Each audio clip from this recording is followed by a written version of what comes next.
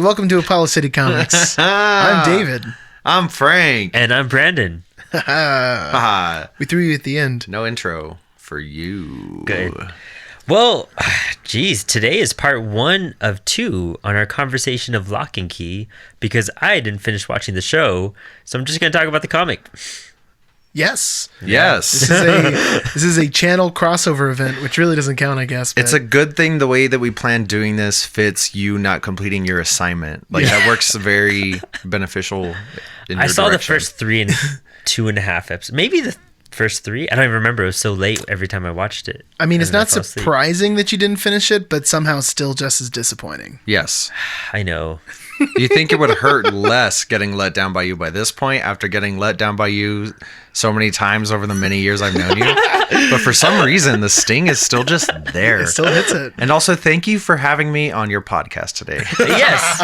And to continue our long intro, it's actually our love for Lovecraft month. So Yeah. we're doing kind of everything that has been influenced by Lovecraft, which is the title of volume 1 is Welcome to Lovecraft for Lock and Key. And next episode, we're doing an Alan Moore Lovecraft episode. But it is also the first time we've ever had 3 people on Apollo City Comics, and with our very special guest and sometimes filler host, co-host. Hey, substitute. Filler host. When you, I was like, when you can't find what you're really looking for, here I am. yeah. When David can't, we have to force Frank to read a Batman To read story. something Batman? Yeah.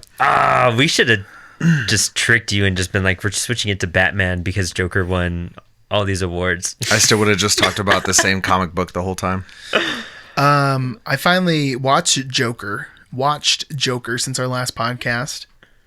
Did you see it in theaters? It's an enjoyable movie. I went to go see it in theaters. It's good. It is exactly Taxi Driver, though. That's my only. My only problem.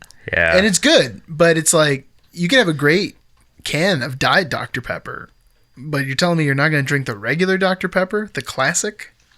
I could see that. I'm just saying. I don't know. Still Travis very Bickle. much enjoyed it. Even the gun to the head thing, you know what I mean? The woman that he's toting on with the same like ending part. I guess it wasn't as Fight Clubby, but it was still there. Yeah. Anyway, let's not talk about Joker. Let's get into this episode. So yeah, like Brandon was saying, we're doing Lock and Key today, Volume 1. Welcome to Lovecraft. It is a 6-issue series, and it's written by Joe Hill, son Of Benny Hill? of Stephen King. Just a bunch of wacky races going on. Yeah. If you play that tune in your head while reading the comic book, it really changes the light for movies. sure. At the Changes the very tone. least, it throws you a curveball. Yeah. So just a quick overview of like Lock and Key, just the spirit of it. It's basically about this family that moves into a house that is filled with magical keys. The family's gone through some sort of trauma, and that's actually where the first issue starts off, with the traumatic event of the father dying. And we uncover his past throughout the first volume so far. Yeah. Yeah. Yep.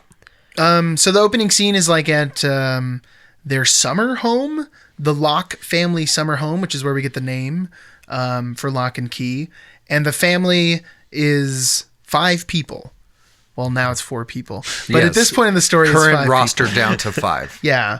Does anyone have the character names by any chance? I'm trying to think of what the the kid father's is name Ty. is. The father's name is Rendell Locke. Rendell Locke. And then we have Tyler. Tyler is the oldest son. He's And- sort of like the jock kind of character. He's Just big. like He's a a big hockey old player. stocky, Yeah. brooding character. And the art style in this book, everyone's very like chunky and big. Yeah. Like Yeah. him and his dad are both Like built like lumberjacks. Even the lines feel fat.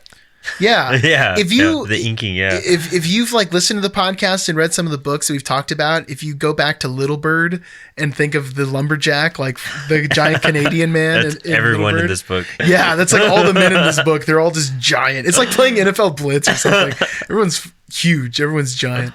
Yeah. Okay, so we have Ty, the eldest son. Then the middle child is the daughter. I forgot her name. The youngest is Bodhi, right? Well, hang on. What's the Her name daughter's is name though? Kinsey or Kinsley. I can never nail it down. I'm pretty sure it's Kinsley. Kinsey, yeah.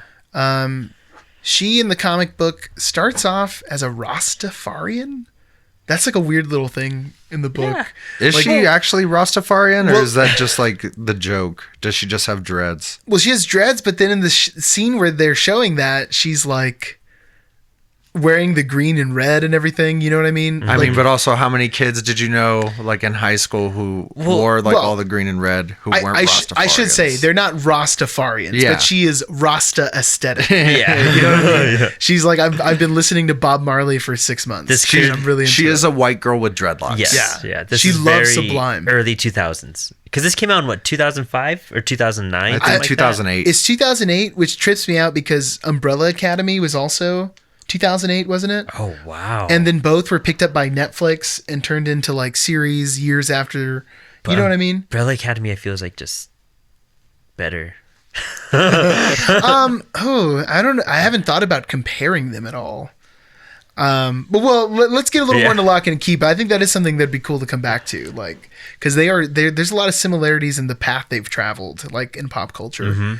But anyways, yeah. So then she is in the comic book. Kind of, she takes the trauma of the events of the book kind of intensely, but I don't know if she has a giant character. Like, I don't know how I would describe her. Ty kind of steps into like a fatherly role. He's like the man of the house, and you kind of get that. I don't know what her character trait would be. In the comic book, she's Well, it's because they're all kind of going through a change right now, too. yeah. It's a very Yeah. tumultuous time. Everyone's just Like she traumatized. is just conflicted. She feels Yeah. like she didn't do enough. Yeah. And she's changing her whole aesthetic too, because Mm-hmm. she goes from that Rastafarian dreads and everything, political T-shirts, and to It is Kinsey. No Oh, it is L. Kinsey. Yeah. Okay. Well, glad we cleared that up now. I feel better. to just like blend in at this new school. That's what she wants. Yes. Yeah. And Flat then- ironed hair, basic shirt. We have Bodhi as well. And Bodhi is the youngest boy. He's like rambunctious and adventurous. Which I was totally just reading as Bode until I started watching the series. Oh, interesting. I was like, what a dumb name. Yeah. And then I was like, oh, Bodhi, that's kind of That cute. makes sense. Yeah. That's yeah. a cute little kid name. What do you call him when he's older, though? Bo. Watching the show and then bouncing to the comic. I don't know how I could recommend what to do first, but I feel the show is. I feel like the show is pretty good, like really good. Well, I enjoyed it. I don't really want to get the opinions on someone who hasn't finished the show I haven't. for the time of the podcast. Who knows how you're going to feel by the last episode? That's what I was. Yeah, exactly. Well, I'll just say up front, I don't know if I like one more than the other either, but I think the show has the advantage of being much longer than the comic book. And I don't want to go into it too much because we are going to do a talk whole about episode it. on the show, but I think both are good, and I think both could be entry points. I don't, Yeah. Yeah, yeah. I don't think there's any problem with one versus the other. exactly. Yeah, I would agree with that exactly. 100%. Yeah. Yeah. Which, Each one, I wasn't sure what I was going to get. And I was like, oh, this is dope. Cool. Yeah. If you read the book, if you've already read the book, then I'm sure you watched the show. If you're someone who's already read Lock and Key, you know what I mean? Yeah. And That then far into it. If for you sure. watch the show and you just want to find out what's next, then the book is good. So why not? Although we've only read the first 6 issues, so I don't know. Well, let's get into that later. I We'll think. get there. We'll I get there, suppose. yeah. Bodhi though is he's naive, but it's like innocent. You know what I mean? It's not a negative thing. He's a rambunctious young little child. He seems very young too. Yeah, yeah. Do they specify an age? No, but he No. looks like he's got to be like, 5 or 6, Right? I would say. I was thinking like yeah. 6, 7, like not as young Yeah. as 5, like Yeah, maybe not 5. like 6 or 7. He makes looks like a sense. little kid. Yeah, 'Cause- early elementary. What's her name? Kinsey? Kinsey. Kinsey. And she's just getting Kenzie. out of middle school, right? Yeah, she'd mentioned something about going into high school. I don't remember that. I'm pretty Yeah. sure. And then, of course, we have Mama Locke. We have the maternal character, who in this book is very strong. Really kind of... she's a recovering alcoholic, I guess. Although she's definitely turned back. Which part of volume 1? Yeah, right. That kind of goes all over the place. But that's our characters, and the story stays pretty close to it. The other, kind of big character is Vince. Sam. Antagonist, yeah. Yeah, one of two antagonists. Sam Lesser, Sam who is Lesser. a bigger part of the story than some of the Hey. other characters. And it starts off with Sam going to that summer house, confronting Rendell, and asking him for these two keys. He needs them. The Anywhere key and the Omega key, or the key to the Black Door, as it's called. And when Rendell doesn't give him the keys, he ends up killing Rendell. And that's when this whole family's life is kind of turned upside down.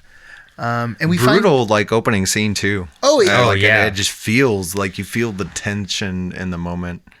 It's very graphic. It kind of reminds me a lot of the beginning of Inglourious Bastards. Like when you know that things are about to go down, and then when violence starts, it's just like intense. Yeah. And after that in the story, they cut to the funeral for the dad. But this is all, basically just setting up that they are going to end up at Key House, where we get the other part of our title, Lock and Key. So we have the family and the house.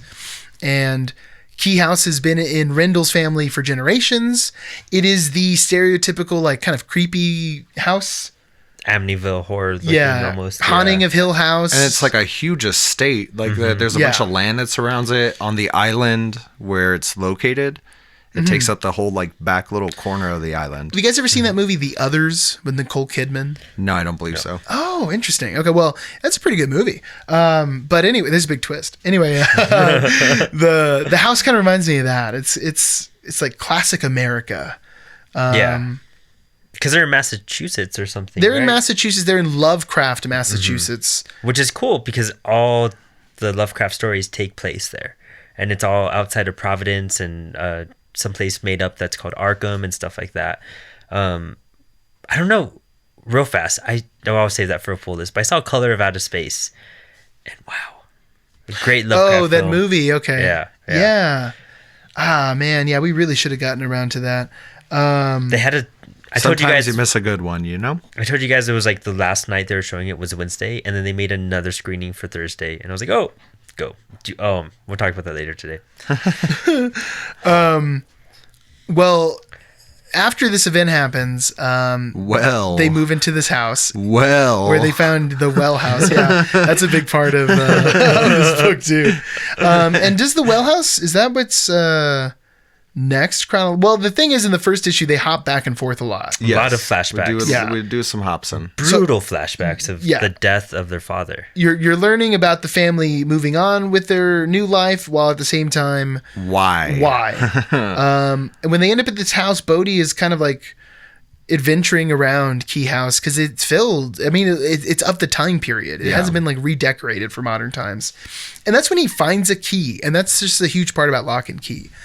There's this sort of, I don't know what the word, if there's like a term for it, but there's always those kind of stories where they have to gather things. There's like some sort of collection phase. You know what I mean? And part of the story is like, you know what the rules of the universe are, and you're like waiting to see what the new thing that exists in that universe. So like in Lock and Key, this house has magical keys that can do different things. But because that the house sort of hides the keys themselves, or people do, as you learn in the show or in the book, you learn new powers. And I just always think it's so interesting when you see a new one. That's like part of what makes the book really enjoyable to read. You're like, oh, what does this do? What in the world is this key gonna let these kids do? And the first one they find is the ghost key, I think is what it's called, right? I believe so. Yeah. Which is interesting. Man, no, I'm going to save it for the TV podcast. We'll just keep this strictly comic. Bodhi discovers his key, puts it in a door, turns it, and when he walks through the door, he turns into a ghost.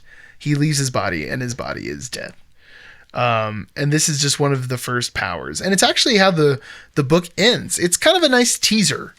Yeah. Because I like that the first part of the story lets you know how brutal it's going to be, and then the second part of the story lets you know like magic exists in this world. You know what I mean? It gets you both pieces. It's a great setup for the overall structure of the series, what you're going to expect and see. The only other thing that goes on in issue 1 is Sam Lesser is contacted by some woman in the water and by water I mean his toilet water, and the is talking toilet. to him. Because Yeah, he's in a juvenile detention school for Yeah. killing. With just like a horrible face. Just his face is so wrecked from getting beat with a brick by Ty. And it's not like that in the show, is it? He's just like No, injured? he has like a scar on his forehead. Okay. Yeah. We'll get to that later, Brandon, on our podcast that you won't be that on. you could have been on. It could have been. We could have been three best friends I know. on the best podcast ever. Is it 10 But episodes? instead, we're doing this one. 10, right? Yeah, it's Yes, 10 That's episodes. interesting. Well, issue 2. Did you guys? I really liked the comic at the beginning of issue 2. Yeah. The Bodhi like draws what I did this summer, like the stereotypical like first assignment for Except elementary it's school. not very stereotypical. And then he writes in here, he's like, bad guys shot my dad. And he draws this picture of him shooting his father. And then he talks about, we moved into Key House. And then he says, I found a secret door. And when you go through it, you turn into a ghost. It's fun being a dead person. Maybe I will see Dad's ghost sometime. It's like, oh my gosh. Oh, goodness. Yeah. Definitely going to have a meeting about this. It's just like Watchmen with a book within a book, just saying. That's a stretch. But we also get introduced to the other character who is Duncan Yes. Locke. And Uncle that's Dunk. Uncle Duncan. That's Rendell's brother, who is just being a nice guy. He's helping him out. Yeah, he's just like an artist. Yeah. Like teaches kids art and helps out. The pretty simple character. Yeah. I'm really trying to think, like, this issue, second issue is mostly this kid exploring the powers of being a ghost and being able to spy on his family, and we kind of check in, and it just serves as to let us know where the characters are at, really. But then we get it's fun to watch him just be like a little Casper the Friendly Ghost, just like making his that is brother cool. freeze in the shower while he's trying to take a hot shower. That's good stuff. Oh, That's that a fun part is joke. really Yeah. funny. That is a funny little joke, because since it passes through him, he turns the water ice cold. The well house, though. Well, now it's time for the well house. Well. And he's having these nightmares throughout this whole thing about his dad, too. Mm-hmm. Which I wasn't sure what to make of the nightmares. Are we supposed to assume that? I was going to say, is it a message or a vision, or is it literally just because they're traumatized? Is it from the lady in the well house, or is it just a natural thing? Mm-hmm. Is that this issue? Yeah, we get a thing of Ghost Dad, and he's got a hole where his eye should be. He's got a Carl Grimes sized hole. Yeah. Except he died, because that's really what would happen. Mm-hmm. Walking Dead was really pushing it with that one. But we get the Echo in this issue, who lives in the well and is asking Bodhi for help. And specifically, she's asking for a mirror and a pair of scissors. And I love how you see, I'm assuming it's her real face in that mirror right there, too. And it's just such a cool, creepy, like, shock of what she looks like in that. Yeah. Because the Echo is like a beautiful woman, you know what I mean? She's supposed to be some kind of siren. And then when she gets that mirror from Bodhi, he drops it down the well. We get a look at her like demon face. Yeah. Her red hairy skull. Yeah, she does look like Red Skull. Yeah. she looks like Red Skull's sister or something. But the well house is, to me, seems such like a fairy tale aspect of the story. Like a Hansel and Gretel kind of thing. Like, don't let your children wander off. Because she's luring him in. I think the comic book, it's clear right away, especially like you only get to see her for a few pages before the mirror reveal. It's obvious that she is tricking Bodhi into getting him something. Yeah, definitely don't trust the creepy person claiming to be an Echo at the bottom of a well. Yeah. It's just like, wait, what? What's going on here? And at this point, It's time to tell an adult. his family has already not believed him about the ghost thing. They think he's like maybe going a little crazy. You know what I mean? Of course, you would think kids, I mean, they're flexible, but through that kind of loss, like, there's going to be some weird stuff. So I guess it's not unusual. Is it this issue or the next one where they do put out that rule where only children can see it? I believe it's the next one. Yeah, I think it is the next one. But we could talk about it now. I mean, that's another thing about Lock and Key, that adults don't remember the magic, and they also can't experience it in the comic book, which is pretty cool.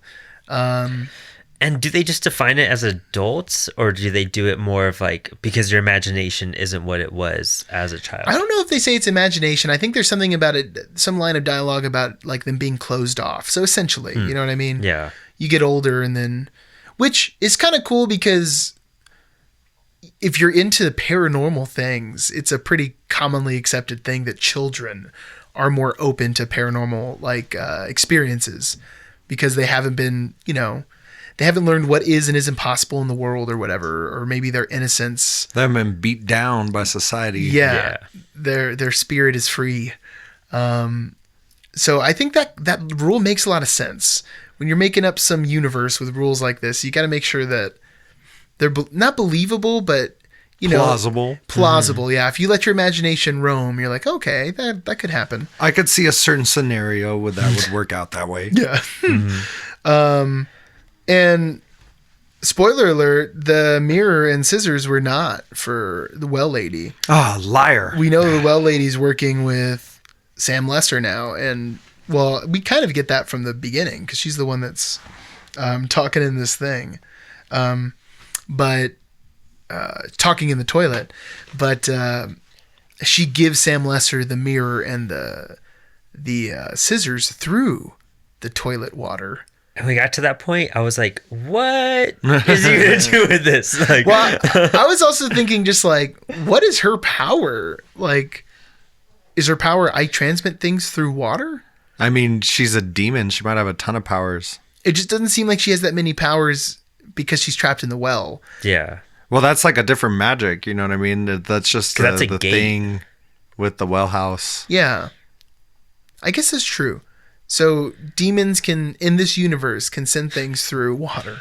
Yes. Yeah. Okay. This one can at least. This one can. Who knows? Who are we to assume anything? We don't anything? even know, like, are all the demons the same? Yeah, they could all be different. They could have different powers. Don't be hateful towards demons, David. I do just This want is to 2020. bring up real quick. This is 2020.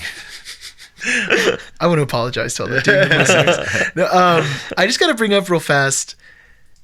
Joe Hill, Stephen King's son. You know what I mean? Up to this point in the book, I am enjoying the read. I think he's a good writer. Like, his writing's nice. I haven't read any of his books, but the comic book is written well. I just thought it was really interesting how similar the rules in this universe are to It. And a lot of the themes. We have, like, the kids who were in charge of the impending doom. We have a character who's like underground. I'm going to say the well's underground, who's luring the young children in with, promises, I guess. And it's a trap. It's not as vicious of a trap as it is in It. Oh, definitely not. Not to mention that Bodhi is played by the kid who's Georgie in the It remakes, which is a whole nother thing. But then we also get this whole thing about adults not being able to remember it. And in It, when they leave Derry, they lose their memory. So I don't know if it's one of those things. Is that lame? Like, I mean, but isn't the whole thing with Derry that, like, it's not the fact that they're adults, but that they left? Like, the other guy who's there, like, he remembers it the whole time. No, you're right. But specifically in It, Pennywise doesn't go after adults. Yeah. And that's where we get that kind of relationship. Although he makes an exception for these adults. They're easier to trick. Because they're trying to kill him. Yeah, they're easier to trick. And they're the ones that got away, you know? Yeah, you got to go back and get those. Yeah. They almost killed him. And then they did. Yeah, and then they did. It's one of those things where it's like, unfortunate that it's so similar and he happens to be Stephen King's son. Yeah. And it's like, that's what I'm trying to get at. If it was someone else, you'd be like, oh, it's really influenced by this, and I can see similarities between it and how cool and clever. Like, you can be influenced by your paw. That's just sweet. You mean if this was written by the Duffer Brothers, we'd give it a pass? Stranger Things is delightful. It's not at all. But that is why Joe Hill did his pseudonym as Joe Hill, because he didn't want anyone to know he was related to Stephen. Yeah, but that's dumb though. Like, pseudonyms don't even. You know what I mean? Like, it's on your Wikipedia page with, like, what your name you can't get away with that anymore. Yeah, now I mean, this was what, 2008 when that I guess was still maybe. relevant. There was definitely maybe a little bit more. There was definitely Wikipedia in 2008. I know because I got emails from several occasions asking me to stop changing entries on Wikipedia. Yeah, I mean, maybe your first release, you might get away with anonymity. Yeah. But when you come out as the son of maybe the most, like... Prophilic horror writer. Prolific, yeah. I like prophilic. Prophilic. It sounds evil. Yeah. Prophilic. Well, it's now, I don't know. I haven't done too much research on him. But I know he does run an imprint at DC right now that got launched last year. Okay. And it's a whole brand of horror comics coming out of DC. And it's kind of like what Gerard Way did with the Young Animal imprint and brought back Shade the Changing Girl and Doom Patrol and all this stuff. And Cave Carson has a cybernetic eye. It's him doing horror spin-off stories. And so far, they've been really awesome. I'm just waiting for Brandon to just start making up titles when talking about comic books. Just see what he can get away with. See what he can get away with. Every episode, just add one false comic that he just invented on the spot. That'd be great. Archie kills Hitler. So many great books coming back. But yeah, that's all I had to say about that. I don't know anything else about Joe Hill other than that. I never looked into him. I've never been interested in the horror comic aspect. I'm not a big horror guy, as we've distinguished. Which is weird, but yeah. I think you are now. I don't think you can. Like, I have two Thing shirts. So into I think the I thing. am. Yeah. That's enough. Yeah, I think that's enough to qualify you as a horror fan. Oh man, dude. You're just like a chicken. You know what I mean? That's what the thing is. Yeah. Yeah. He's just afraid. I'm just scared. You're just a little scaredy cat. Yeah. No, definitely. That's but why you like it. We should watch the most terrifying movie with Brandon. Ooh, what's like the scariest one? We'll think about that. Yeah. Leave your suggestions in the comments. I feel like I'm more into like weird horror than like no, but I mass murder horror. No, I want like horror. Have you seen The Exorcist? Yeah. Yeah, I saw it at the Plaza, which is really cool. That is a scary movie. I thought it was creepy. I thought it was nice. Like it was. I don't know. Sorry, and I'm gonna get so sidetracked. I really would have to think about that for a second. I know, right? Like what's what is the best the most one to scare? fear-inducing movie? I'm gonna record it. We'll have to get them on record. You know what I mean? Okay. Although Wreck is pretty relentless. Wreck? I don't know if I've seen Wreck. Wreck, like REC. You've seen Wreck. I think we watched it together. It's like a zombie movie in a firehouse. In a firehouse? Yeah. Like a firehouse subs? No, like a fireman firehouse. Pretty sure it's a fire station. No, I don't know if I've seen that one. I've seen the one where they were filming like a TV show. Seen a lot of zombie movies with you. Dead Set That's I've seen. Good stuff. Okay, well anyway, let's get back to this because if we start talking about zombies, that's it. The episode's gonna be 5 hours long. And nothing will happen, and everyone's gonna be like, "But what happened to Locke?" And that's it. All right, we gotta go. Okay, so issue 3. This issue is all about. I almost forgot her name. I was gonna say Lindsay Kinsey.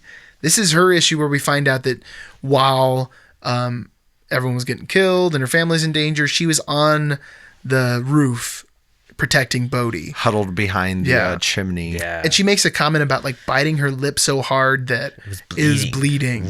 And Bode had like imprints on his mouth. She was from how squeezing hard she him was so squeezing hard. him. Yeah. That's cool. That's great detail. Yeah. Great detail. And we also find out like Sam Lesser used the mirror and scissors to escape, essentially. Insane. This kid is just so crazy. Yeah. And he just straight up just like separates the scissors into 2 little stabbing objects and then comes out and like grabs them with blades pretty much, like and pulls it's awesome them in. because it's happening like as the guard is just like, you don't have to worry about these stupid crazy kids. They're like, none of them have any sense to like do anything to you. And the ones that do have the sense, they won't even get close to you, and he just gets stabbed.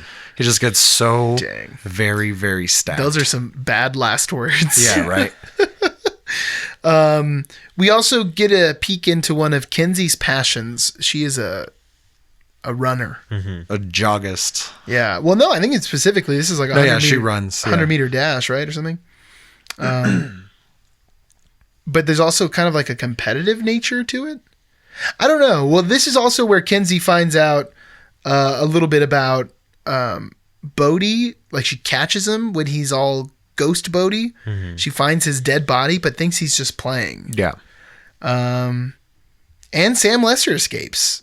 like, well, we knew he escaped, but the family finds out he escaped. I mean, there's also a panel in this that we glossed over while she's talking about like her biting her lip. She's like walking through the woods at the key house, and it looks like she is.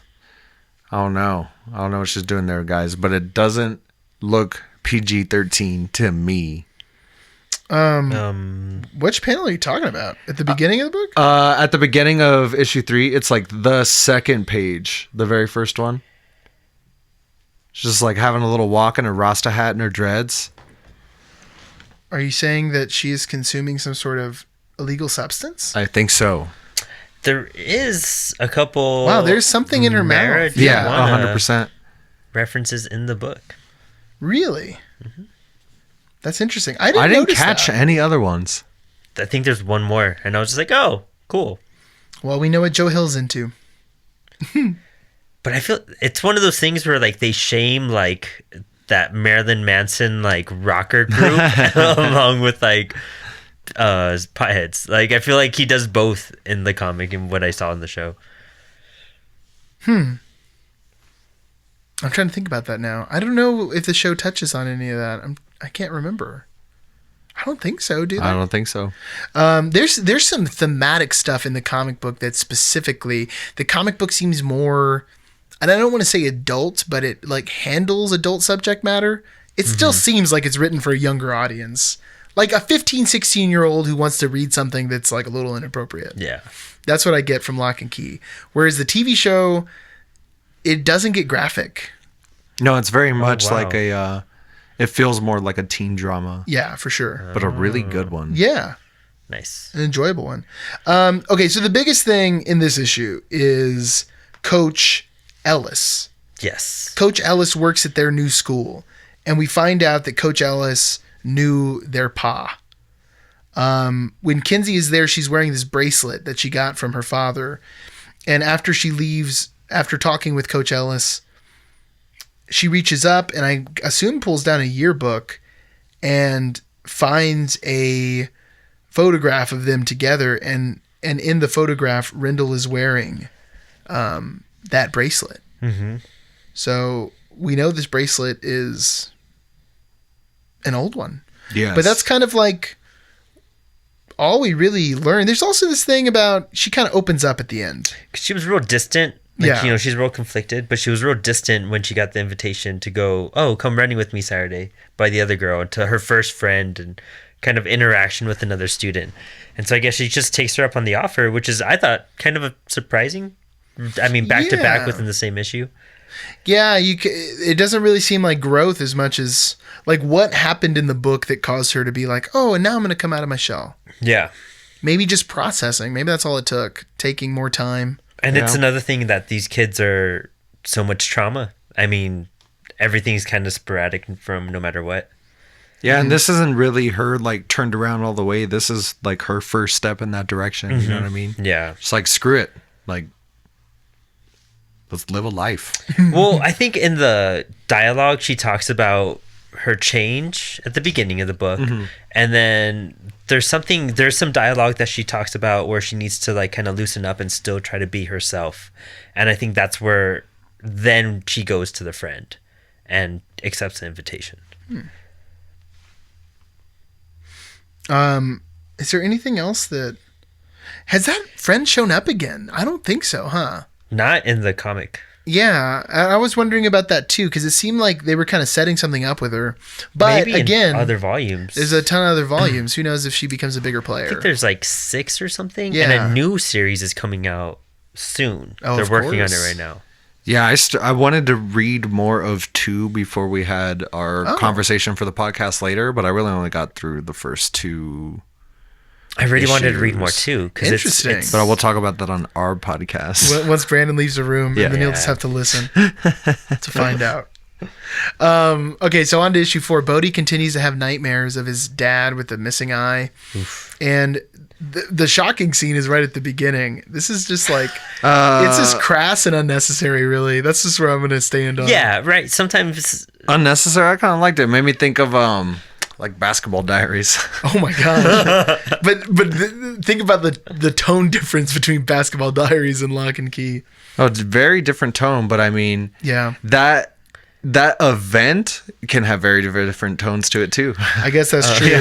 So what we're getting at is that Sam Lesser, who's on the way now to Key House, he's gonna get his revenge, or not get his revenge, but really complete his mission. Yeah. Finding those keys.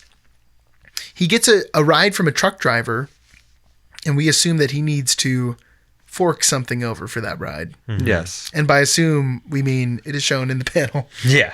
Yes, post-fellatio faced wiping Yes. kind of gives it all to you. You know what I mean? Yeah. It's like, okay, yeah, I'm definitely sure wow. I know what happened right now. I think in every single scene Sam is in, they just escalate or just really demonstrate how messed up of a kid he is. Because I think this issue too, they talk about his parents. Yeah. And Yeah, his it's the past very and next everything. page. His mom is like a drug addict and is distant, and his father is like just abusive. Yeah. And then when he goes to school, he's bullied. It's just like This all kid has of just it. been beat up his whole life. Yeah. And he was on track to do great because he got accepted into school, and then his dad thinks that he wrote essays about him, about having an abusive father, and that's how he got in. So he got beat again. And it's just, this kid just can't catch a break. So it's like, no wonder. And he ties into our story because Rendell Locke works at the high school that Sam goes to with Ty. And He's this the is counselor charged with guiding him. yes, the counselor of guidance. He's there, and obviously this kid's going to be going there a lot. And in this scene, maybe it's the first time Rendell and Ty have interacted with each other. I'm assumedly not if they're like in the same grade. Yeah, they might have seen each other at some point. But Tyler or Ty is leaving his dad's office in a fury because he's frustrated. And I guess because, his dad is the guidance counselor, and he even makes a comment about it later about how like every mistake I've made has to be some moral lesson, and I can't, I can't do just anything screw wrong. up. I can't just screw up. Yeah. And in that conversation, which I'm skipping ahead a little bit, but Ty and Sam Lesser had some sort of relationship, and he makes a comment about Like the relationship between Sam Lesser and the truck driver, we don't know. They don't go into that. probably not. One can only assume. But we know that Sam kills his parents before killing Ty's dad, but Yes. that Ty had made some offhand comment about, Yeah. if you kill your dad, kill my dad too. Like joking around how kids probably joke. Like, oh man, I killed my parents. He's this an kid's angry never going to kill his parents. 16-year-old. Yeah. Yeah. Oh, life is so unfair. Life is unfair. Yep. We also get a big thing in this book about Bodhi hearing in that dream a knock-knock joke and him trying to figure out what the knock-knock joke is. And this is, in this part of the story, I'm guessing that it is Rendell in his dreams. It's like the ghost of Rendell communicating with Bodhi. Yeah, I could see that. Because he's trying to kind of warn him with this knock-knock joke about an owl that there's an echo. But in a way, it kind of leads him to him. So I don't know. To me, it's either got to be Rendell's ghost or the echo, the lady in the well, who's like luring him in through some kind of like dream manipulation. I'm not sure. I'm really not sure. But this is the Sam Lesser issue. This is kind of interesting. Like Haunting of Hill House, every issue or episode is the backstory of one character. Yeah. And I could get that for the first volume. Yeah, it makes sense. And Rendell's trying to guide him, but understands that he even tells him, man, I can't even write you a letter of recommendation because I think you need serious help. Yeah. Like there's something wrong with you. And there definitely is something wrong with him because I mean, called it. Yeah. Yeah. when he 100%. when he gets out of that truck too to take a bus to his next location, he kills this truck driver in another gruesome panel. Yeah. Which he can no witnesses, man. He's on a mission. He can't have anything screwing that up. it has nothing to do with it, but the way that the violence and the characters are drawn, it reminds me a lot of Die, Die, Die, the new Kirkman series. Yeah, Chris Burnham's work is real kind of influenced by that, I guess. Yeah. It looks kind of similar, but especially the violence, like the gratuitous violence of it. So if you read Lock and Key and you're kind of into the gorier comic book, I would really recommend Die Die Die. That book's crazy. And I wouldn't even say gory. I would just say like Visceral. Yeah, like explicit, full on, like in your face. Like it's not like they're ripping spines out of people's bodies or anything crazy, but it's just like very. It's a very visceral. like, that is the best word. It's the post-image Spawn type of stuff. You could tell this was Todd McFarlane, like kind of influenced with that gore in a sense. It also kind of reminds me of the same feel that like Last of Us gives you. Like when you smash someone's head with a brick, you know what I mean? Yeah, you feel it. Get out of here, dog. Sorry, there's a dog jumping all over me. That's what all those mic noises Come here, were. dog. I'm the dog tech. I said it earlier, but the artwork does remind me of like a Korn cover. You know what I mean? It just reminds me of that whole like era. It really does. I can see that a lot. Well, Sweet the only other thing that really happens in this book, I mean, there's some discussion in the wine cellar, which later becomes a place that is used in our story. Well, that's where Bodhi gets his answer to the owl joke as well. Yes, when I was a kid, I heard that it wasn't an owl; it was an echo. But that's right. And then you also see the beginnings of Echo talking to Sam, like when he's in Rendell's office. Yeah, you get the first time of him, like her talking through that painting. Like I love in the well, that, and I love how things are popping up. And does that Yeah. happen in the show? I don't know, Brandon. I don't know, You're gonna man. You have to watch the rest it of and those find episodes out. to Yeah. figure it out. I might No not spoilers, and you'll never know. It won't be my fault. it does. Sweet. But also, like another thing that's just in it. Yeah. You know what I mean? Like, Yeah, very true. There was a lot wow. of things that when reading the book and watching the show, I was like, wow, he went pretty close to it. Maybe this was the discarded draft of it. It His dad wasn't. was like, "Go finish it." It wasn't Joker like ripping off a Taxi Driver bad, but it was pretty close. Like if Taxi Driver was a Marvel comic book, the Joker movie would make perfect sense. Oh yeah, the end of the issue though, Sam Lesser is on the bus and like a woman with a small baby like recognizes him from I guess police what's the word I'm looking for? Like alerts, things on the news. And you can see her telling the bus driver and like Sam's inner dialogue being like, well, I know they recognize me. And then the next panel you see him, he's just like killed everyone on the bus and he's wearing the little bus driver hat. That guy's messed up, dude. He's just like pure evil. But he's also kind of been influenced by this otherworldly creature to do their bidding. You know what I mean? Yeah, that's what's really like. That's what makes like a homicidal maniac is you just have like somebody with mania and just one bad influence or one really bad day, one like trigger. You know what I mean? That's what sets it all off. Also, like that last panel in this issue is the first time you get Sam talking about how like he's like I've always been good at figuring out what happens next. Yeah. I just like love that about Sam. You know what I mean? Seems very similar to a certain character in It who gets like possessed by Pennywise. Pennywise even And gives him the tools to influenced escape the mental institution. Oh my gosh. But anyway, Are you saying you don't do things like your dad? I mean, wouldn't it be weird if my dad had a podcast and then our podcast was just like almost the It same was thing? like just super similar, just step by step, just a little different. But his has been around for like 40 years. Yeah. And then issue 5 kicks off with the death of Commissioner Gordon by Sam. Yeah, that guy on the boat looks so much like Commissioner Gordon, especially it's like the mustache plus the glasses. Yeah. It's a dual effort there, man. That's good stuff. Sam needs a boat. It's basically like every time he needs transportation, he just kills the person afterwards. Yeah. Bodhi is also talking to the lady in the well, Echo, and He's over her. he gets it. He like calls it out, which is kind of cool. This Bodhi is he's sharp. You know what I mean? Yeah. He's getting fooled, but he's like, no, I know what you are. I don't trust this. He's like a little Dennis the Menace, but with the cunning of Huckleberry Finn. This is when, though, like, when he reveals his hand, she comes out of the well and basically is just like, look, I can be in the well house. I just can't leave the well house. Mm-hmm. I need you to get me these 2 keys. And he's like, well, why would I help you? And she's like, well, Sam Lester's on the way to finish the job.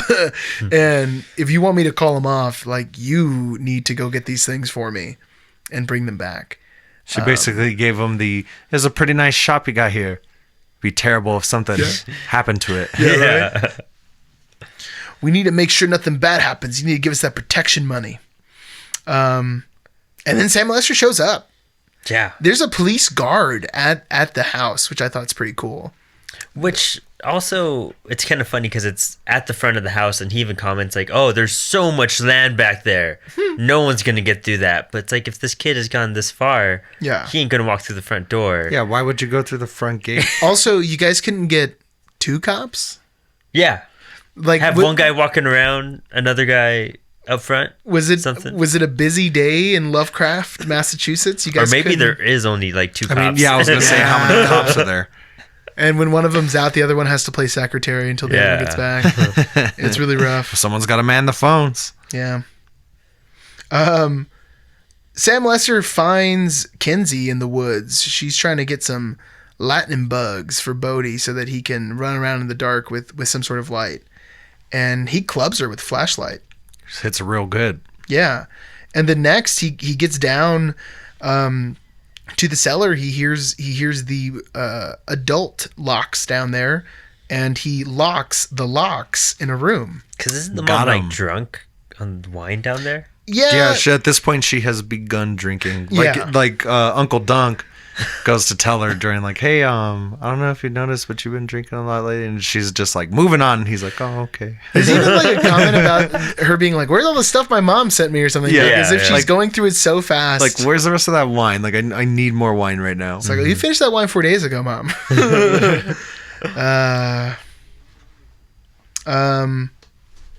Oh yeah, but Sam Lesser is now just attacking the family. Yeah. He's getting the upper hand on the family. He's got one of them beaten in the woods. He's got the 2 adults locked up. Bodhi, the youngest, is in the well house talking to the crazy well lady.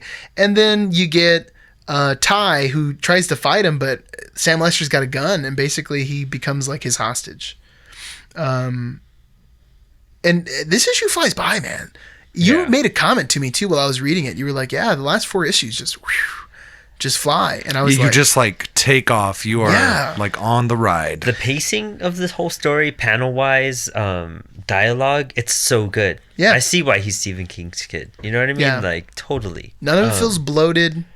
There's not an excessive amount of exposition. There's not like a bunch of clunky dialogue. It's all very fluid. And I feel like each page, each panel, like each little I almost had to hit an end point there.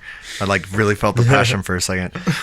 But like every dialogue bubble just drives you to want to look at the next one. You know what I mean? It's very well crafted, definitely. And the artwork speaks for it as well. Like if you miss something, you got to look back. And I did it a couple times just trying to speed read it. But you really got to just sit down and appreciate the story because it's so fulfilling. Yeah, man. It is fulfilling, Brandon. It is fulfilling, yeah. So then the last issue, man, it really it's simple to describe. You know what I mean? Like Ty and Sam go into the house. The mom says, "Hey, I have the keys you're looking for, you crazy person. They're in my room. Ty can show you." And Ty's like, "Yeah, I can show you." And they go to get them. Oh, I'll show you. But she's lying. She doesn't know what the keys are because she's an adult. The kids don't know where these keys are. The 2 that she's asking for, or the 2 that both of them are asking for, the well lady and Sam Lesser. Ty goes up, tries to fight Sam Lesser. Basically, it doesn't work out. Sam Lesser reveals that he did this whole thing without an actual gun, like an unloaded gun, and now he has a gun for reals because the mom was trying to lead Ty up there to get a gun to defend himself. And what they really did was just give the maniac bullets. Yeah. Yeah. And not to get into like a gun control debate, I just think it's really funny because there's a comment earlier where she has the gun And when I was watching the show, I was like, man, this chick should buy a gun. But then in the comic book, she has a gun. And the daughter's like, Mom, is that a good idea? Like, Dad said he didn't want a gun in the house when Bodhi was here. And then she's like, well, Dad's not here to express his concerns or whatever. But ultimately, the gun that she bought, that the father wouldn't have bought, ends up being used against them. And that's why you keep your gun on you. Then there's the public service announcement. Because when you need it right then. Well, in this particular case, too, it doesn't make sense to leave the gun somewhere else. No, in this huge house, like to leave and it upstairs in your room. That there is a murderous person who might be coming after you. Yeah. Like, not even just all the time, but like right now. Like right now, this person is out. Yeah. He might be coming towards you. The only thing to give them credit is that he was locked up far away, and assumedly they didn't know where they were going. But then the daughter even says something like, well, he knew a lot about Dad. He knew where the summer home was. There's no reason why he wouldn't be able to find us here. So there's small, like, little grievances and stuff like that, but that's just that's just plot picking. But I just think it's really funny. Anyway, they struggle, and Sam's about to choke him out, Ty, but while he's choking him out, Ty kind of like crosses the threshold of the door that still has the ghost key in it. And he turns into a ghost, but since Sam's choking him, he thinks he's killed him. Sam's even like, wow, that was a lot easier than I thought it was going to be. You're like a huge kid. Dude, your neck is like 3 feet around. Yeah. Like, I didn't think I was going to even be able to do this. But then also we find out that bracelet, which it seems so obvious when they first show it in the comic book and make a big deal out of drawing multiple panels of it, you look at it and you can see there's a key in it. Yeah. You know what I mean? So Bodhi finds the key and is taking it back. So there's two like parts of this plot going on. Of course, once the well lady gets the key, obviously she was lying again. I mean, this is kind of dumb why he trusted it. But I guess he was trying to do what's best for his family. Yep. She does not call off Sam Lesser, and she just leaves through the door because this key is the anywhere key, which will let you turn a door into another door, which is all we know of in the comic book. Yeah. The show explains it a little bit further, but I don't know if the rules are going to be the same. That you have to see the door. Right? Yeah. And then she also has she has herself the gender flipping key and turns herself into a boy. Which I thought was interesting because this is not a key that's in the show yet.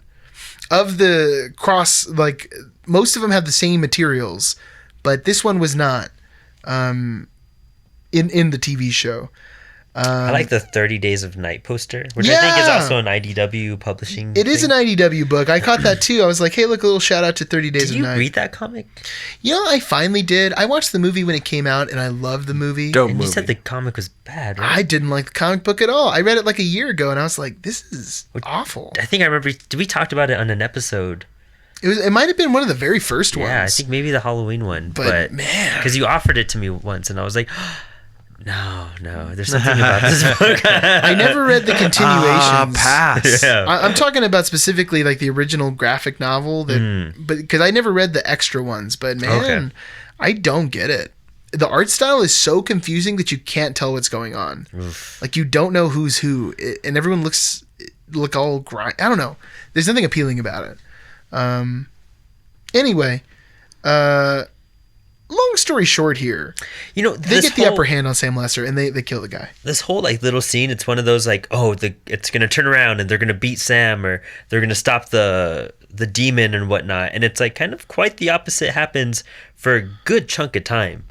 You know, It's good, like kind of like cinematic storytelling. It feels kind of like what you'd expect in a movie because they've killed Sam Lesser, but what they don't know is let him go. they don't really kill Sam Lesser. Yeah. Oh, that's He was like in the turns into final the throes, and what's his face? No longer the Echo, but now who we will find out later. There's a certain someone. He like grabs Sam's dying body and tosses him through the grocery store. yeah. That's right. But then the door is closed, which leads us to the assumption that the path is closed for him. Yes, he is just. He's gonna be ghosting for a long time, for a very, very long I'm time. curious if they're gonna somehow find a way to bring him back in the comic. Just to, I'm not gonna. Brandon, you should have watched the TV show. Oh, go for it. But the show specifically says the rule, like once the door is closed, you're done. Yeah. Oh, nice. You can't get back. That's The cool. book, though, we don't know. Like, it could be, but you would think that Joe Hill wrote both. Like, he wrote he on was the show. involved a lot with the show. Yeah. Yeah. Well, he's credited as one of the writers. Oh, he is? Yeah. Okay, Yeah. cool. So you would think that he would keep the universe rules. And he was super happy with how it turned out and everything. I know. So the show has gone through multiple revisions. It was supposed to be, what was it? Drafted for a pilot for Fox a few years ago, and they even filmed it, and it was turned down for a series, but it was premiered at San Diego Comic-Con in 2011, I want to say. So there might be a way to find that pilot and watch it. And then Hulu ordered it, and they did a pilot, and they passed over it completely. And then it was ordered to be a trilogy for cinema, and that was just passed over completely too. Until now, Netflix picked it up and turned it into this. That's interesting. We'll have to retell that on the next podcast about the show. Thanks, Brandon. Thanks for letting us down and the viewers down. Yeah. Well, that's this episode. See you next time, everyone. No, I'm just joking. No, so the book ends, things have calmed down. And then, a couple little twists right at the end. What's happening? The Echo is now a new student. Yeah. But is a boy. And you can tell it's Zach is the name. The Zack attack. The Zack Beware attack. the Zack attack. Kind of looks like somebody out of Batman Beyond that's trying to disguise themselves. You know what I Dude, mean? He does look like he's from Batman Beyond. Zach introduces himself to the family. Bodhi's there fishing in a little pond. And Bodhi even gives him I don't know about you. Bodhi man. Mm. knows. Yeah. Bodhi's like, I don't trust this person. Something about this guy. Of course, Bodhi's the only person who talked to the Echo. True. Yeah. And then right at the end, we see Bodhi pull up a key that he caught in the pond. And what key is it, Frank? I closed my phone. I'm so sorry. No, I have it in front of me. It's the head key. I just want to ask you a question. It's the head key. Yeah, which I thought was cool. That was such an interesting... I'm super excited to see how they do it in the comic after seeing that. Yeah, I am too. I'm curious. I wish we would have read another volume.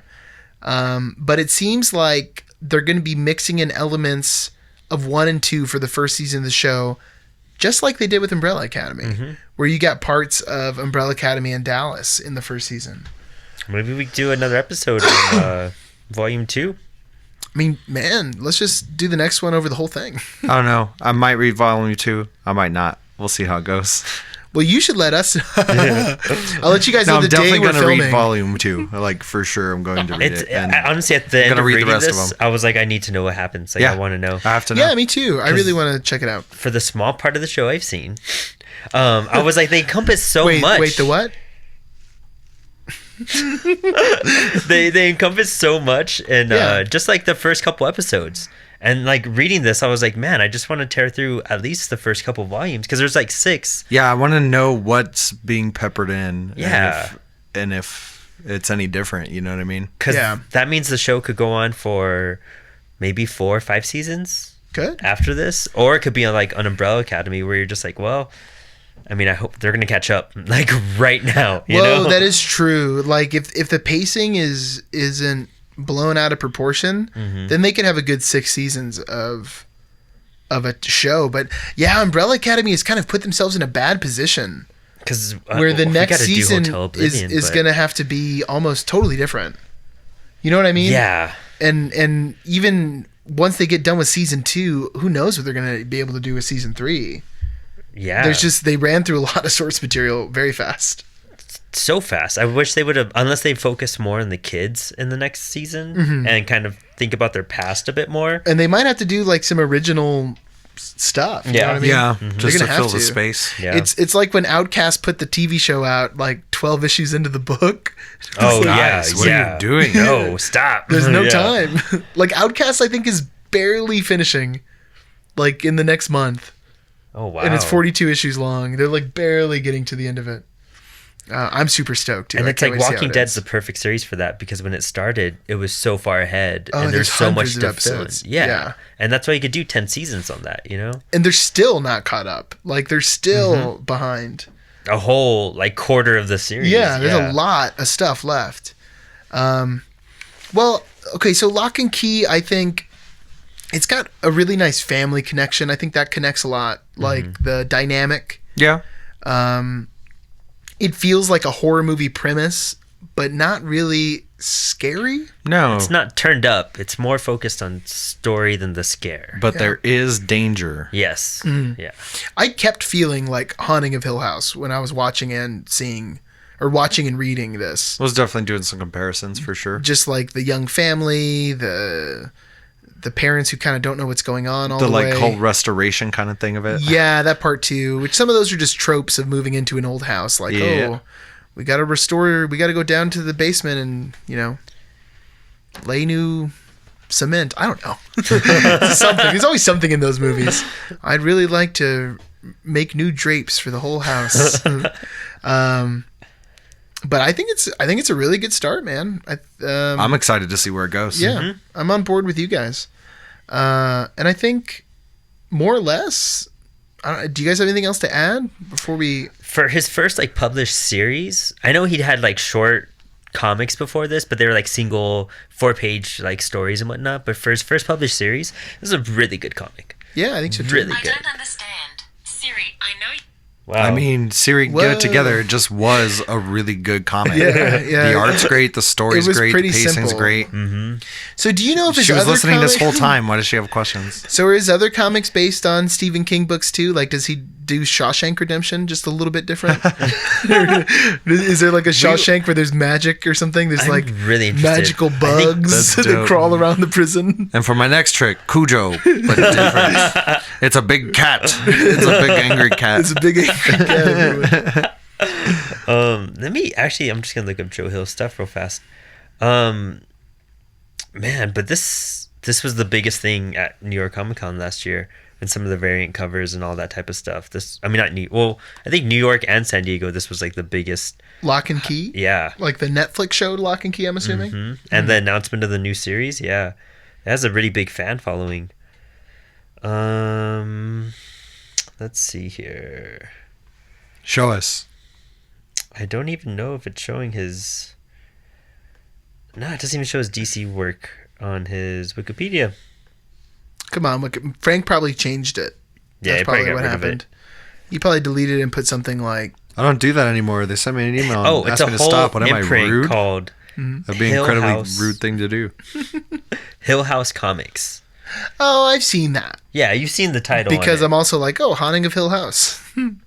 But I might be more enticed to pick one of those up and just give it a shot. Because I got to say, I did enjoy Lock and Key. Basket Full of Heads, The Dollhouse Family, The Low Woods, Daphne Byrne, and Plunge. And these are all written by Joe Hill? No, he's like running overseeing- a production, right? Yeah, it's an imprint. Okay. Yeah, so that's basically he just oversees and makes sure everything's good, that it gets put out, Well, So it's interesting. It's cool that DC's even doing a whole horror. That was interesting. Yeah, that was crazy. The mic was haunted.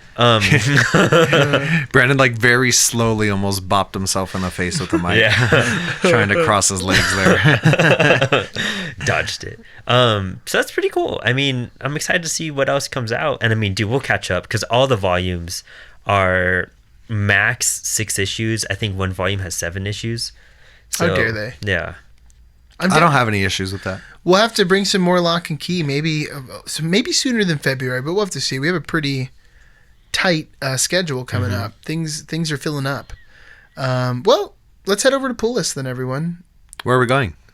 Where do you guys do that? We usually leave. We go to Yeah. another room, so we got to set all the mics up again. It's gonna take a little bit. All right, hold Yeah. on. We'll be right back. We're gonna go wake up Brad and head to All Star. Brad! And we're back. Hey, everyone. Okay, so Pull List time. David, what have you been reading, this watching, different doing, location. listening to? Okay, so I watched Joker, and jokes aside, I did enjoy the movie. I thought it was fun. I totally see your point because that's what I was thinking when I saw it in theater. I'm a big Taxi Driver fan. It's Taxi Driver with a sprinkling of King of Comedy on top of it. Yeah. I haven't seen King Comedy, but I've heard that a lot. It's good. I mean, it's a good one. But still, Joaquin Phoenix has a great performance.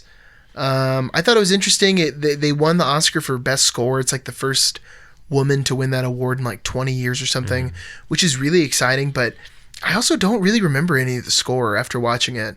Nothing really stood out to me. Exactly what I was thinking. I think maybe something could have been a little more on theme with clown. You know what I mean? But maybe that would have been cheesy. I don't know. It depends on... I'd have to really listen to it again and kind of examine it. So that was one thing. I read Deceased. I read the whole run of Deceased. Stuff's cool, dude. It's cool, but Marvel did it better, and they did it better like 10 years ago. I have not read... Kirkman wrote Marvel Zombies, and right? maybe that's why I like Marvel Zombies more, because it's Kirkman, but... I just like how it was based off of Darkseid and the anti-life equation. That's what got me the most on it. Yeah, and see, that's the part where I'm not into DC when he gets into all this like super nerdy lore stuff. World, yeah. It's the same thing that they did with Doomsday Clock, where it's like the story could have been easily accessible to anyone, and instead they have to throw like 500 pages of DC lore in front of it, and like I think that's it. Because of that, I think DC's really trying to like make everybody understand their universe in and out because of that now. Because the Jack Kirby stuff was ignored for so long, and it's some of the coolest parts of DC, but it's just not highlighted at all because they didn't have anyone do it. So it got ignored, and it's one of those things that they didn't do any animated movies. Like I know when they had that animated movie Gods and Monsters, where they had like the Mexican Superman who got like raised by the Mexican family, and they were immigrants and everything, and then they had and then they had the Lance, I forgot his name, the guy that's Man-Bat, he was actually Batman, and then the Wonder Woman was part of the Man-Bat's Wayne Bruce. Oh, Wayne Bruce, there you go, yeah, BW. Ridiculous. But she was part of the Fourth World continuity, and it showed Highfather and Darkseid and all that, and it's like nobody got that because nobody knows the Fourth World because DC ignored it for so long, which is unfortunate because it's really cool once you do know about it, but now it's like it seems so new and fresh but also abstract because it's old for like new readers. It's just so much. Yeah. Yeah. I've heard you just talk about, or like really talk at me about so many different things over the years, and I know a lot of it was DC. I mean, there's a reason I was tuning you out for a lot of those things, you know? There's gotta be a reason. There has to be one. I'm trying to think if there's something else, but I think that's it for me, man. I forgot how it ended. DC. I've been reading The Lost Causes of Bleak Creek by Rhett and Link because Frank gifted me a copy of the book, and it's so delightful. What is that? I saw it and I was like, you know who would like this? Somebody who's not around anymore, so I'll give it to David. I've been a Rhett and Link fan for years, and they wrote a book. They wrote an original story that's like a horror novel. It's like aimed for a younger audience, you know what I mean? It's kind of like a teen novel, but I think it's enjoyable by anyone. It's got a lot of 90s references. Nice. So a lot of it like makes sense to me, even though I was really young in the 90s. But it's a really good book. The pacing's interesting. It's also seems very Stephen King-esque. It's interesting. This is just like the time of Stephen King style stories to be told. Very interesting. Yeah. Oh, that is That's what the interesting. planets wants. I don't know. Let me kick it to one of you guys. Brandon. Frank. Oh. What have I been? I recently started reading Jason Aaron's Conan the Barbarian run. And he only wrote the first 2 volumes, issues 1 through 12. And if you have not read Conan the Barbarian before, or if you've always wanted to read Conan stories before, this is the one to read. Because every issue is like a different adventure, and at the back of it they kind of have a whole like I keep wanting to say Thor, but Conan novella, like to be part of the books because they're originally books and whenever it came out. But dude, oh man, this Conan series is awesome. It has an overrunning arc, and in between it's just all these different segments of his life, and it bounces to different points, and it talks about him being King Conan, and it's just too cool. I'm on issue 10 to 12, and every time I get an issue I can't put it down because it's just so much fun. That sounds cool. Yeah, if you want to read Conan comics, this is I would jump on here. You don't need to know anything. You'll just enjoy it because it's so much fun. What else? I read Grant Morrison's Green Lantern, only the first volume. But if you want like sci-fi, like almost 80s 2000 AD artwork that's just out of this world, dude. What's his name? Liam Sharp is the artist for it, and man, that detail in his work is so cool. Frank, you will love the monsters and planets and just the constructs that they put into it. Is that something you can guarantee? Yes. Okay. Yeah. Yeah. I'm Or your money back. Or yeah, your money back. If I don't spend any money, will you just give me money? I could give you the negative. There's no negative of nothing. That's what you'd be getting. Yeah, That's the there's no second. negative That's zero. the second like polarity mistake you've made today. Yeah. One more and you're out. What was the first one? Talking about something being a negative- positive negative. A positive It was negative. positively negative. I don't remember Yeah. what you said. Something like that. It made my head. Yeah, I couldn't tell you word flip for a word little what it bit. was. I just know it was a. I think it was dumb about and when I wrong. was talking about the Harley Quinn movie. It was positively negative. Yeah. Yeah. I think that's what Oh. you said. Yeah. I thought you said positive negative. Positively negative. Yeah, I makes heard more it was sense. I had also heard it was a positive negative. I was Yeah. in the bathroom. And then we were From just there. in here talking about how wrong you were the whole time. But dude, that artwork is insane. In the Harley Quinn movie. Oh god, that movie is so No, I'm just bad. joking. You're talking It was about Green better Lantern, than right? Suicide Squad, which means it wasn't completely horrific, but mean- it was still really bad. Homeward Bound is 20 times better than Suicide Squad, but what does that really say? You know what I'm saying? That's what I mean. Homeward Bound is dope. Yeah, Homeward Bound is like leaps and bounds ahead of Suicide Squad. It's I like Black Mask in it, but I like Ewan McGregor. You know what I mean? I like You know- I mean, who Obi-Wan. doesn't like you? when you got Yeah. a sinking ship, you know, Birds of Prey, Attack of the Clones, you toss Ewan McGregor in there, and you're gonna come out with something okay. Yeah, exactly. That's what it turned out to be. Yeah. And I just heard like 2 days ago, or maybe it was yesterday or something.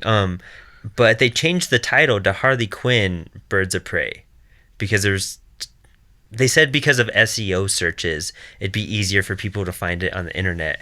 But it's like, guys, you've been promoting Birds of Prey and the Emancipation it's- of One. Yeah, I was Harley- gonna. Yeah. Wait, so they changed it to Harley Quinn's Birds of Prey, not Birds of Prey and the Emancipation of One Harley Quinn.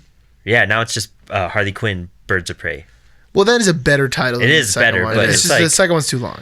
But it's like, The second one sounds like an emo band song from Yeah. the early Yeah. 2000s. Yeah. And you guys aren't like Stanley Kubrick. You can't be pulling that off. You gotta it's pick a something a week little tighter. a week and a half into it being released, and then they changed the title.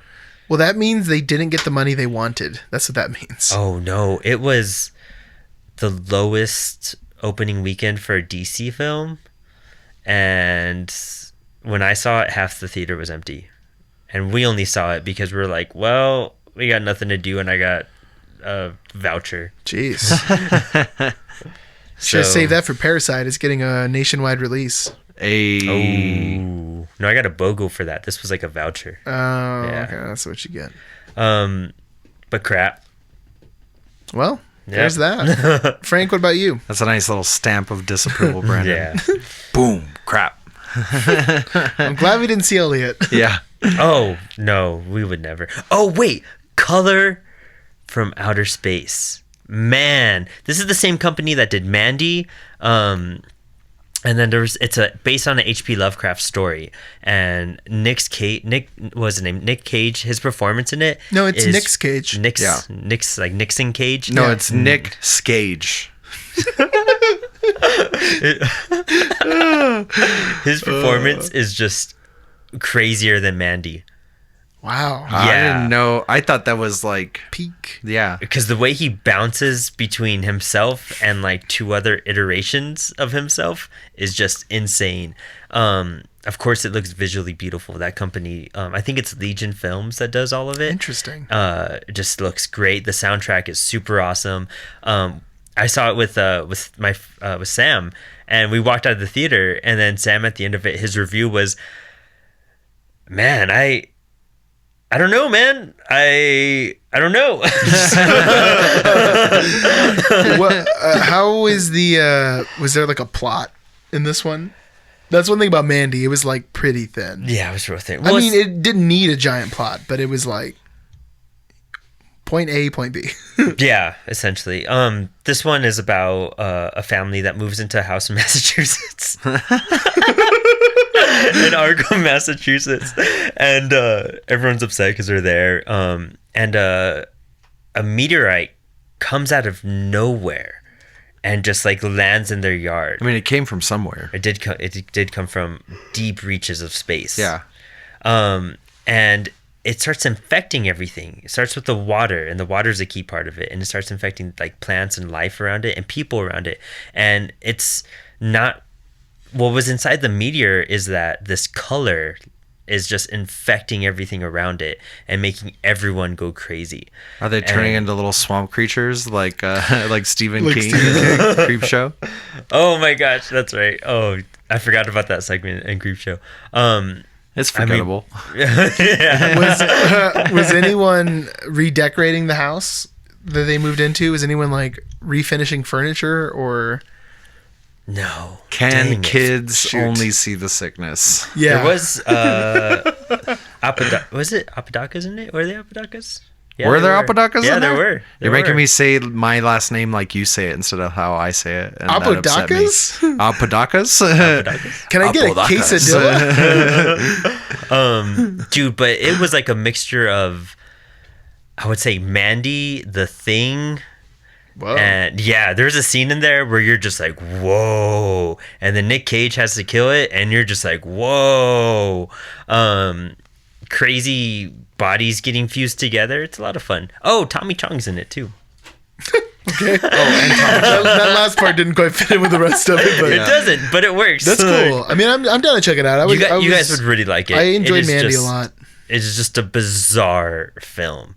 And Yeah, I it's gotta a cool, say, like, as a sales pitch, I'm sold. That's fantastic. It sounds crazy. Yeah, I'm super down for that. if we do it for the Love of Lovecraft month, it'd be a lot of fun. A lot of fun. Because you guys would like it. Well, I don't know if we have enough Lovecrafting left. Well, we could talk about it right now. Maybe we can. I mean, a big problem for me is like my viewing time. I already burned a lot of my viewing time for this month. yeah, for Busting reals. all through all of Lock and Key. You know Yeah, what I mean? you only get so much time to watch. Now, if I was going to the movie theater and watching 2 movies, you know what I mean? Yeah. Maybe I wouldn't have enough time to watch Lock and Key. True. Yeah.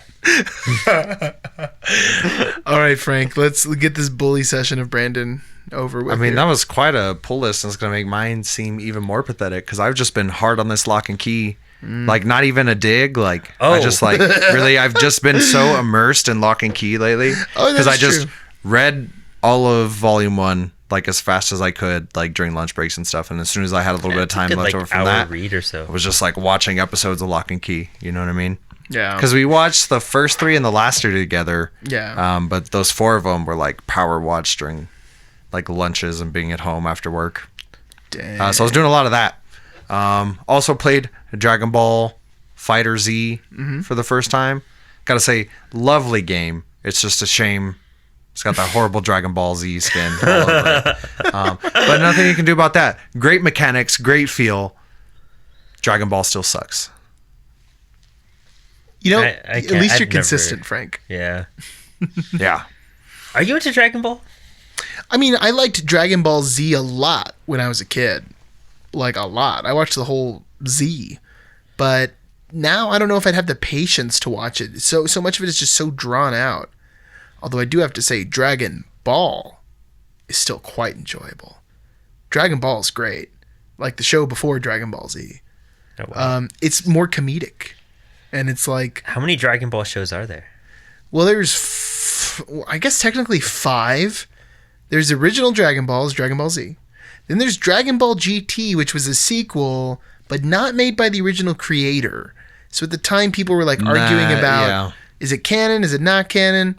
Then there's Dragon Ball Z Kai, which was just Dragon Ball Z edited down to be shorter, which to me now sounds appealing. And then now there is, and this is crazy, the one I don't remember is the one that's out right now.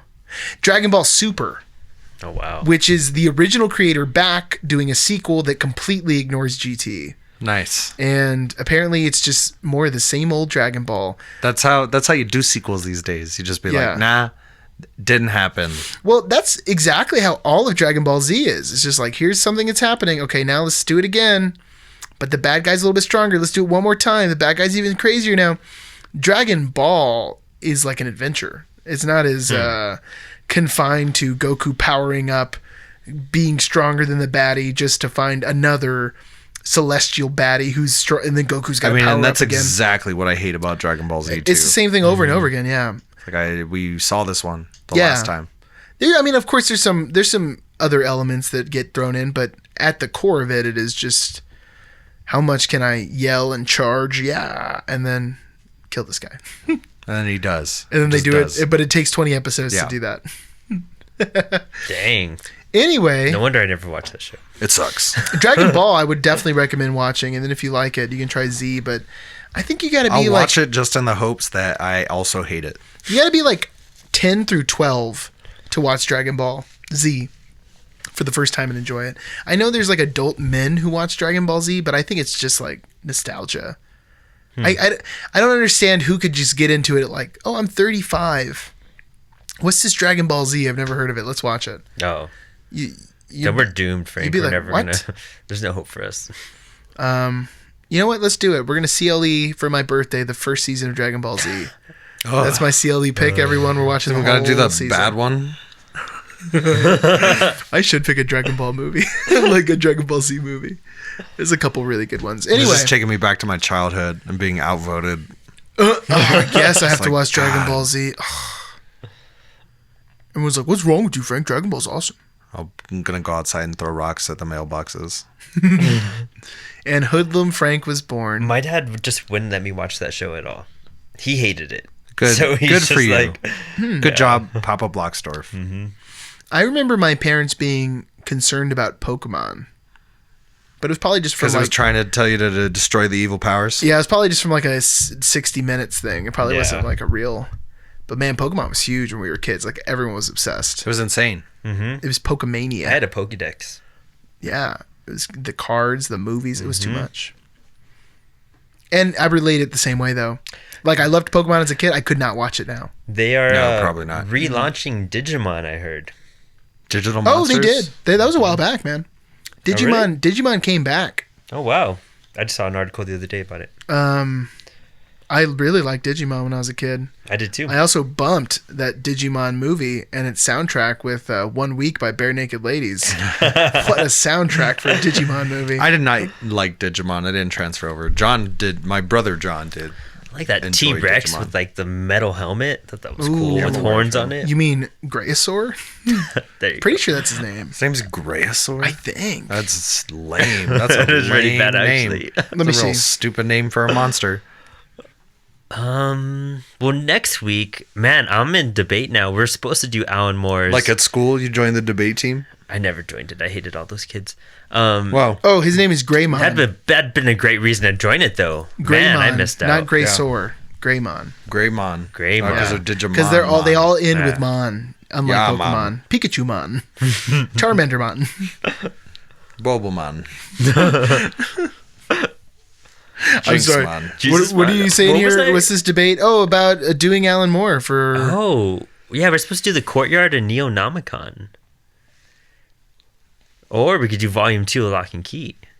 Well, Or we could just do 3 episodes. that sounds this like a month. conversation to have after we finish this episode. Man. You know Before what? we This just So many of your ramble on. This is episodes have coming been out planned real in the middle of fast. episodes. Yeah. I guess that's true. This is going to come out real fast. So if anyone has a suggestion between the two, I might put a poll up and just have people answer. Let's do that. Let's leave the fates to the people. Yeah. Power to the people. All right. Well, hey everyone, thank you so much, Frank. Thanks for coming on, old ACC. Yeah. Thank thanks you guys reading for some having comics. me. Although, Yeah. the only difference was I didn't leave before you started recording. Yeah. I mean, you're Yeah. always here. You're just in the other room playing Rocket League or something. Now you have to listen to it one more time. Ooh, that's rough. More than you typically do. Yeah, I didn't think about that. I guess you got me there. All right. Well, we'll see you next time, everyone.